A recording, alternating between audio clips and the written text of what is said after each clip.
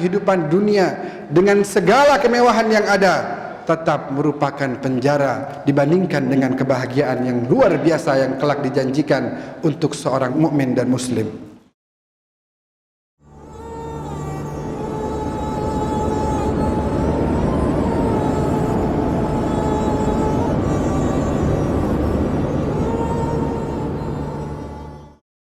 Alhamdulillah.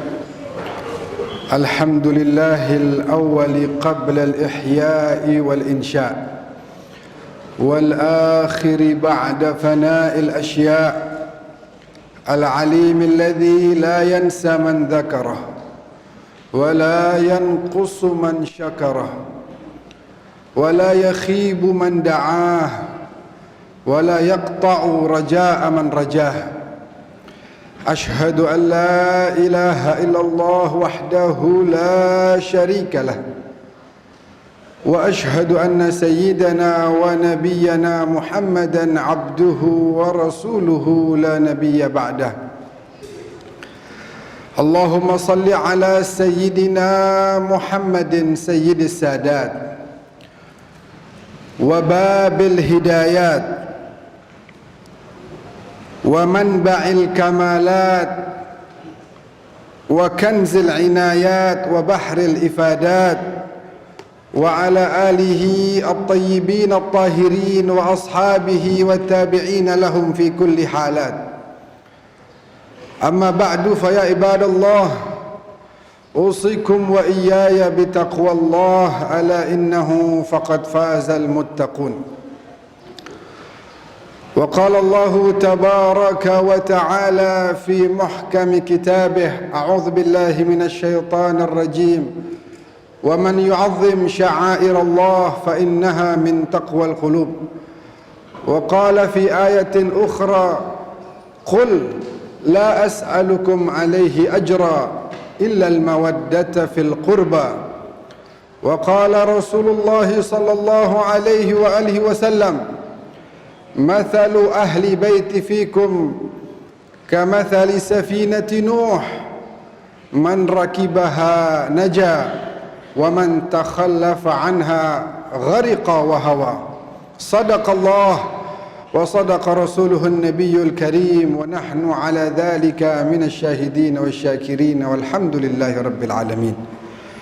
Hadirin jamaah sidang Jumat Masjid Al-Mahdi yang dimuliakan oleh Allah, di hari yang merupakan Sayyidul Ayyam, pimpinan dari para hari, di hari yang mana amal ibadah kita dilipat gandakan ganjarannya, di hari di mana kita dianjurkan untuk memperbanyak bacaan salawat kepada kekasih kita baginda Nabi besar Muhammad sallallahu alaihi wasallam ini. Di hari yang mulia ini kita bersyukur kepada Allah yang memberikan kepada kita taufik, hidayah, inayah sehingga dapat menghadiri salah satu daripada kewajibannya, yaitu melaksanakan salat Jumat berjamaah. Nikmat yang tidak bisa kita hitung berapa jumlahnya. Nikmat yang tiada henti diberikan oleh Allah kepada kita para hamba-hambanya.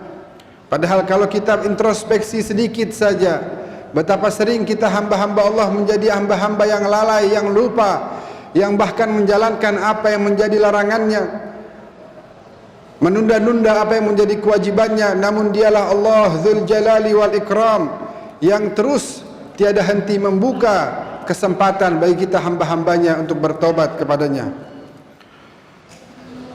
Sebagaimana juga kita bacakan di awal khutbah ini dua kalimat syahadah, kita sama-sama berikrar, kita sama-sama bersaksi bahawa tiada Tuhan melainkan hanya Allah. Maka sudah sepatutnya kita sebagai hambanya hanya taat, hanya tunduk, hanya patuh, hanya nurut dengan apa yang menjadi perintah Allah Jalla Jalaluh wa Ta'ala fi ulah. Bukan nurut dengan perintah hawa nafsu kita, bukan nurut dengan bisikan syaitan yang terus mengganggu kita. Sebagaimana juga kita bacakan syahadat bahawa kekasih kita baginda Nabi besar Muhammad sallallahu alaihi wasallam adalah betul utusan Allah yang diutus untuk memberikan hidayah bagi kita semua sekalian umatnya. Dan juga kita membacakan salawat dan salam kita kepada beliau, sosok yang paling berjasa dalam hidup kita, sosok yang mengarahkan kita kepada kebahagiaan yang sifatnya kekal dan abadi, sosok yang rela berjuang di atas panasnya padang pasir, sosok yang rela mendapatkan hinaan, cacian, makian, ancaman pembunuhan dan lain sebagainya demi terus menjalankan misi menyebarluaskan hidayah Allah Jalla Jalaluhu wa Ta'alat Azamatuh. Lalu izinkanlah khatib pada kesempatan kali ini untuk memberikan wasiat wabil khusus kepada diri sendiri dan antum semuanya, jamaah sidang Jumat Masjid Al-Mahdi yang dimuliakan oleh Allah. Mari sama-sama hendaknya kita terus bertakwa kepada Allah Subhanahu wa taala. Jangan sampai kita termasuk golongan orang-orang yang disebutkan madad-dahru wal ayyam wadh-dhanbu hasilu wa jaa malakul mauti wal qalbu ghafilu, yaitu orang-orang yang berlalu hari demi harinya, minggu demi minggu, bulan demi bulan. Kalau ditimbang maka yang lebih banyak adalah maksiat daripada ibadah.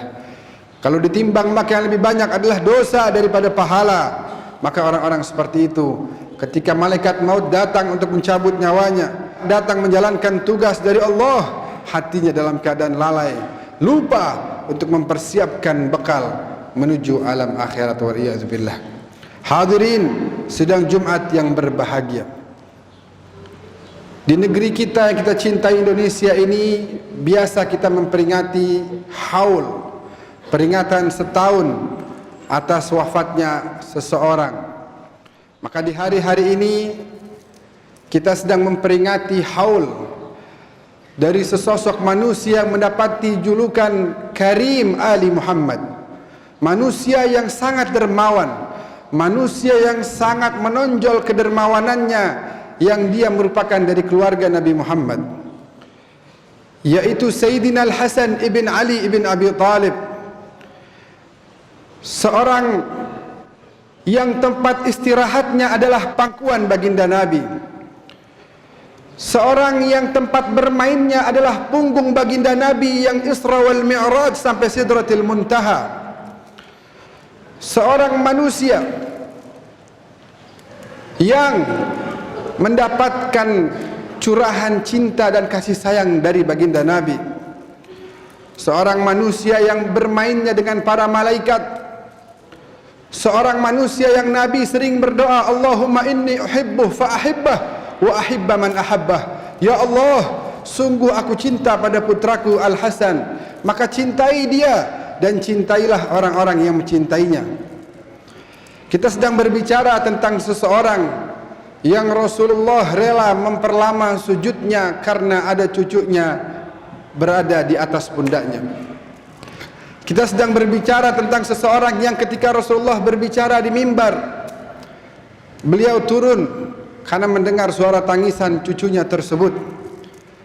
Kita berbicara tentang seseorang yang langsung mendapatkan tarbiyah pendidikan dari baginda Nabi Muhammad sallallahu alaihi wasallam, sehingga walaupun umur masih kecil, Nabi sudah katakan bahwasanya Al-Hasan dan Al-Husain sayyida syababi ahlil jannah, pemimpin pemuda syurga.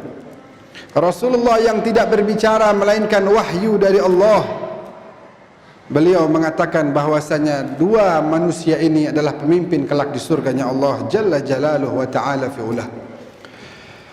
Hadirin sidang Jumat yang berbahagia, kita berbicara mengenai sosok manusia yang hidupnya adalah untuk melanjutkan misi perjuangan datuknya Rasulullah.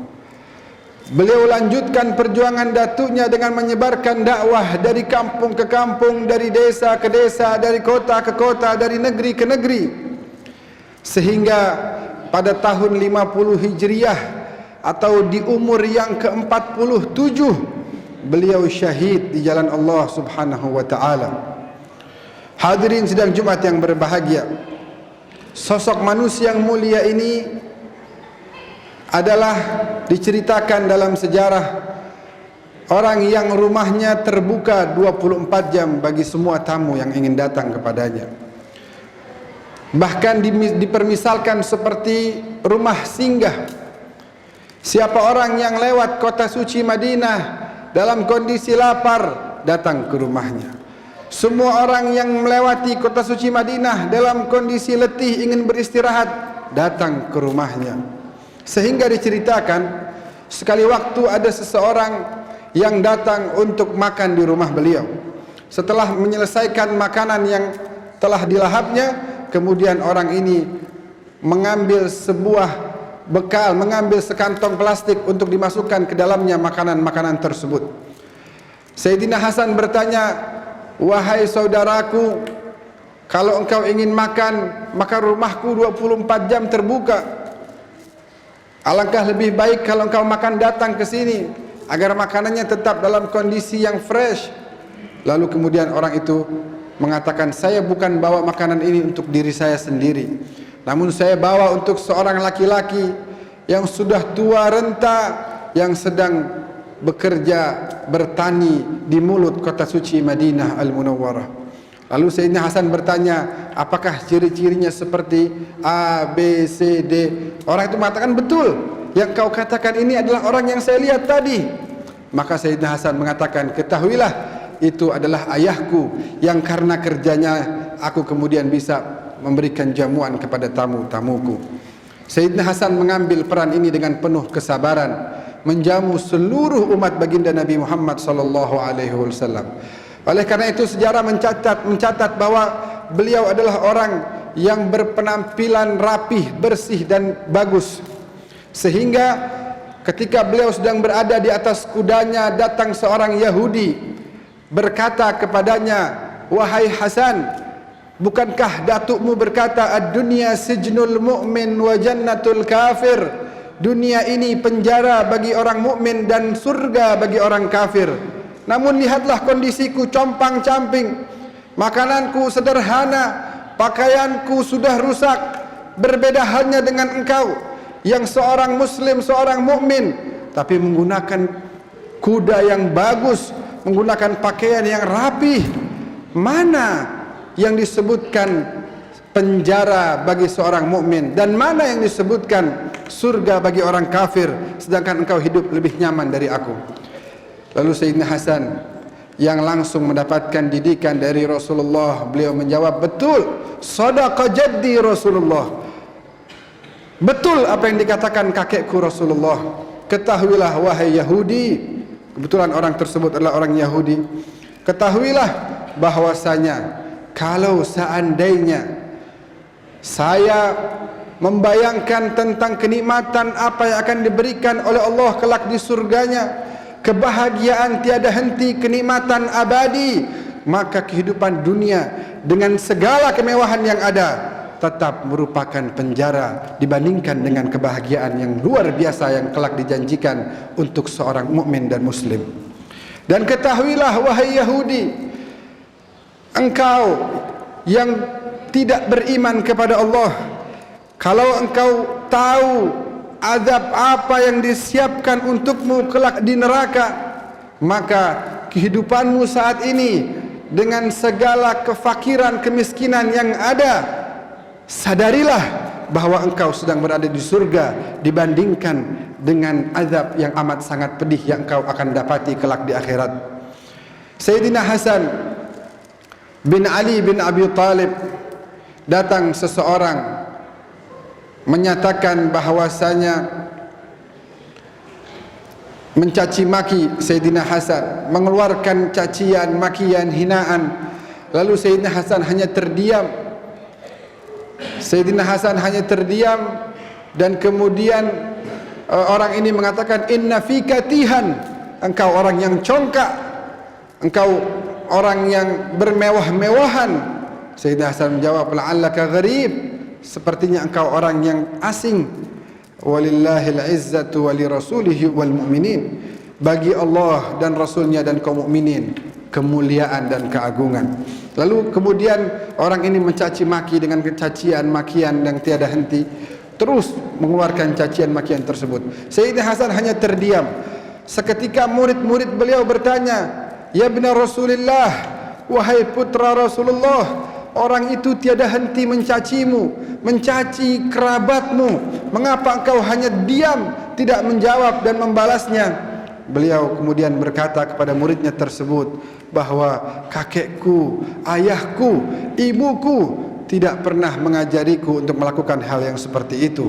Aku tidak pernah sekalipun mengucapkan kata-kata yang kotor. Lisanku ini dijaga oleh Allah sesuai dengan firman Allah dalam surat Al-Ahzab ayat 33. A'udzubillahi minasyaitonirrajim. Innama yuridullahu liyudhhiba ankumur rijsa ahlal bait wa yutahhirakum tathhira.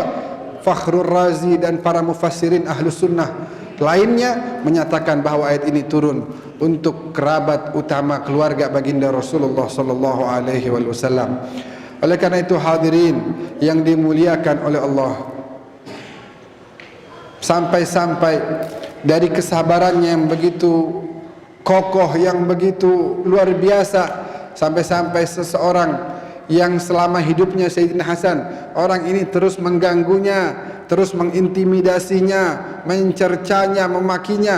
Ketika Sayyidina Hasan wafat, meninggal dunia, orang ini ada di belakang ikut membawa jenazahnya dalam kondisi sedih. Orang ini ikut turut mengeluarkan air matanya. Maka Sayyidina Husain, adik daripada Sayyidina Hasan, berkata, "Ya fulan, bukankah engkau yang selama hidupnya kakakku engkau terus mengganggunya, mengintimidasinya dan lain sebagainya?" Lalu orang itu dalam kejujuran dia menjawab, "Aku tidak pernah mendapati seseorang yang memiliki kesabaran seperti kesabaran kakakmu.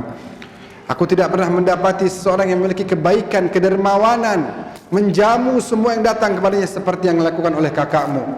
Maka kami orang-orang Madinah ikut bersedih dengan kondisi hari ini, yaitu wafatnya orang yang sangat sabar, orang yang sangat mulia. Sehingga kita semua mendengar bahwa Khalifah Abu Bakar bin Abi Quhafah menyatakan, "La qarabatu Rasulillah ahabbu an asila min qarabati." Keluarga Rasulullah lebih aku utamakan untuk aku sambungkan tali silaturahminya dibanding keluargaku sendiri. Khalifah Umar bin Al-Khattab mengatakan, tidak akan tumbuh rambut dari kepalaku ini kalau tidak dengan kecintaan kepada keluarga Rasulullah. Maka Bilal bin Rabah juga menyatakan suatu kali ketika beliau kembali ke kota Madinah setelah beberapa tahun dari wafatnya Rasulullah, Khalifah Abu Bakar memintanya untuk melaksanakan dan mengumandangkan azan. Bilal dengan sopan menolak permintaan beliau. Khalifah Umar juga datang, "Bilal, adzin kama kunta tu'adzin li Rasulillah." Sebagaimana kau dulu suka azan untuk Rasulullah. "Tidak, wahai Khalifah Umar. Kepada siapa aku akan mengatakan as-salah ya Rasulullah? Yang dahulu terus aku katakan selesai aku melaksanakan azan." Namun ketika dua putra Nabi ini datang, yang satu umur 8, yang satu umur 7, "Ya Bilal, halla adzanta lana kama kunta tu'adzin li jaddina?" Tidakkah engkau berkenan untuk memandangkan azan sebagaimana di zaman kakek kami Rasulullah? Bilal mengatakan, "Tadi aku sudah menolak permintaan Khalifah Abu Bakar dan Khalifah Umar. Namun yang aku takut kalau aku menolak permintaan kalian berdua, maka nanti kakek kalian berdua akan menolak memberikan pertolonganku di yaumil qiyamah."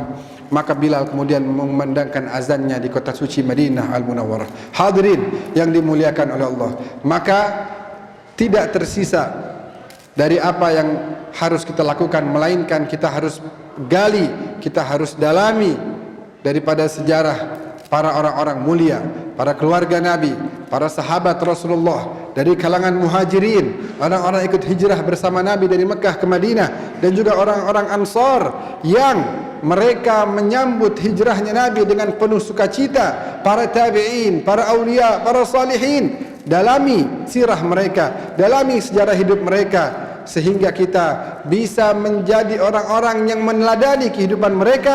Dan dengan demikian semoga kita termasuk orang-orang yang layak, orang-orang yang pantas, orang-orang yang bisa berkumpul bersama mereka kelak di surganya Allah Subhanahu wa taala. Amin amin ya rabbal alamin.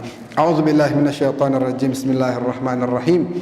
Inna a'tainakal kautsar fasalli li rabbika wanhar. Inna syani'aka huwal abtar. Barakallahu li wa lakum fil Qur'anil Karim wa nafa'ani wa iyyakum bima fihi minal ayati wadh-dhikril hakim. وتقبل مني ومنكم تلاوته إنه هو السميع العليم فاستغفروه إنه هو الغفور الرحيم.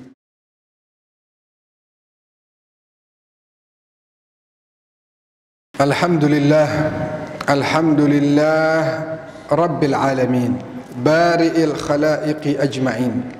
أشهد أن لا إله إلا الله وحده لا شريك له ولي الصالحين، وأشهد أن سيدنا ونبينا محمدا عبده ورسوله سيد الأنبياء والمرسلين. اللهم صل على سيدنا محمد طب القلوب ودوائها وعافية الأبدان وشفائها ونور الأبصار وضيائها وعلى آله وصحبه وسلم.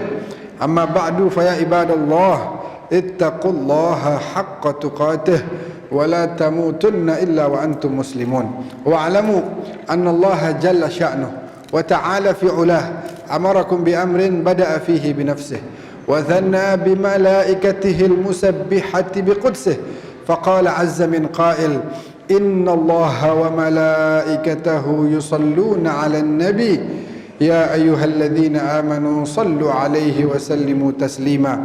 اللهم صل على سيدنا محمد وعلى آل سيدنا محمد كما صليت على إبراهيم وعلى آل إبراهيم، وبارك على سيدنا محمد وآل سيدنا محمد كما باركت على إبراهيم وآل إبراهيم في العالمين إنك حميد مجيد. وارض اللهم عن الخلفاء الراشدين الهادين المهديين من أهل بيت رسول رب العالمين ومن الصحابة أجمعين من الأنصار والمهاجرين، خصوصا ساداتنا أبي بكر وعمر وعثمان وعلي، وعلى السبطين الحسنين الحسن والحسين، وعلى التابعين وتابع التابعين لهم بإحسان إلى يوم الدين، وعنا معهم وفيهم برحمتك يا أرحم الراحمين. اللهم اغفر للمسلمين والمسلمات والمؤمنين والمؤمنات الأحياء منهم والأموات، وتابع بيننا وبينهم بالخيرات. رب اغفر وارحم وأنت خير الراحمين، فإنك قضيت على عبادك بعبادتك وأمرتهم بدعائك وضمنت لهم الإجابة، فإليك يا ربي نصبت وجهي وإليك يا ربي مددت يدي، فبعزتك استجب لي دعائي وبلغني مناي ولا تقطع من فضلك رجائي. واكفنا واكف المسلمين جميعا شر الجن والإنس من أعدائنا. يا سريع الرضا اغفر لمن لا يملك إلا الدعاء فإنك فعال لما تشاء. يا من اسمه دواء وذكره شفاء وطاعته غنى، ارحم من رأس ماله الرجاء وسلاحه البكاء. يا سابغ النعم يا دافع النقم يا نور المستوحشين في الظلم يا عالما لا يعلم. اللهم انصر إخواننا المجاهدين في فلسطين، اللهم انصر إخواننا المجاهدين في اليمن، اللهم ارحم منهم الشهداء واشفي منهم المرضى والجرحى. اللهم احفظ البلدان الإسلامية وبلادنا إندونيسيا خاصة. اللهم من أرادنا وأراد المسلمين وأراد إندونيسيا بخير فوفقه، ومن أرادنا وأراد المسلمين وإندونيسيا بسوء فأرده. اللهم ربنا اغفر لنا ولوالدينا وارحمهم كما ربونا صغارا، واجزهم بالحسنات إحسانا وبالسيئات غفرانا. اللهم أحينا حياة سيدنا محمد وأمتنا ممات سيدنا محمد. اللهم ارزقنا وأولادنا ووالدينا وأزواجنا وذرياتنا من بعدنا حب سيدنا محمد صلى الله عليه وسلم. اللهم أحينا على ذلك وأمتنا على ذلك، واحشرنا في زمرة من أحب سيدنا محمد مع سيدنا محمد وآله يا كريم. اللهم يا الله ارزقنا كمال المتابعة لسيدنا محمد ظاهرا وباطنا يا أرحم الراحمين. ربنا آتنا في الدنيا حسنة وفي الآخرة حسنة وقنا عذاب النار، والحمد لله رب العالمين. عباد الله، إن الله يأمر بالعدل والإحسان وإيتاء ذي القربى وينهى عن الفحشاء والمنكر والبغي يعظكم لعلكم تذكرون. فاذكروا الله العظيم يذكركم واشكروه على نعمه يزدكم واسألوه من فضله يعطيكم ولذكر الله أكبر. أقم الصلاة.